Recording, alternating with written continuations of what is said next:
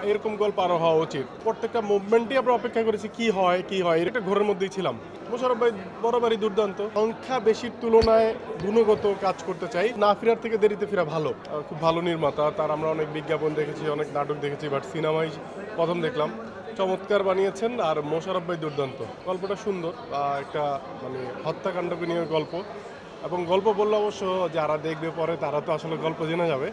চমৎকার গল্প, এবং এরকম গল্প আরও হওয়া উচিত। মানে পুরো প্রত্যেকটা মুভমেন্টই আমরা অপেক্ষা করেছি কি হয় কি হয়, এরকম একটা পরিস্থিতি। একবার মনে হচ্ছে যে খুনি এই লোকটা, আরেকবার মনে হচ্ছে আরেকজন। সব কিছু মিলে একটা ঘোরের মধ্যেই ছিলাম। আমি চাই ঈদে যতগুলি সিনেমা মুক্তি পাবে সবগুলোই ভালো যাক, কারণ হচ্ছে হলো দিন দিন তো আমাদের সিনেমা হলগুলো বন্ধ হচ্ছে।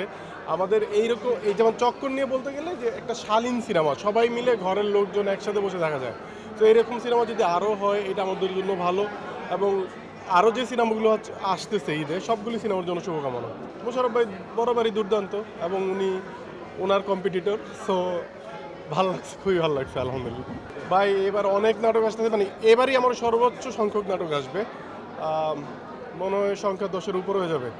বলতে পারতেছি না কোনটা কখন যাবে, অলরেডি শুরু হয়েছে। গতকাল একটা গেল, আজকে আগামীকাল একটা যাবে, এরকম সিরিয়ালি যেতে থাকবে ঈদের 7 দিন পর্যন্ত। এবার চাপটা আমার সবচেয়ে বেশি ছিল এবারের ঈদটা, কারণ এবার আমি একটু ফ্রি হয়েছি, কারণ আমি অন্য একটা কাজ করতাম, সেখান থেকে ফ্রি হয়েছি। সো নাটকের সংখ্যা বেশি হবে, তবে সংখ্যা বেশির তুলনায় গুণগত কাজ করতে চাই। দর্শক যেন দেখে একটা তৃপ্তি ঢেকে তুলতে পারে, এবং মনে রাখার মতো গল্প বেশি করতে চাই। আমি প্রতিবারই যখন গল্প করতে চাই বা গল্প আমার কাছে আসে, আমি প্রাধান্য দিতে চাই আমাদের সমাজে ঘটে যাওয়া ত্রুটি বিচ্যুতিগুলো আমরা কখনো সেটা কমেডি, কখনো সেটা ইমোশন মাধ্যমে তুলে ধরার এবং তার সমাধান বের করার চেষ্টা করি। এবারও তার ব্যতিক্রম ছিল না। প্রত্যেকটা গল্পে আমি বেছে বা দেখে শুনে করার চেষ্টা করেছি।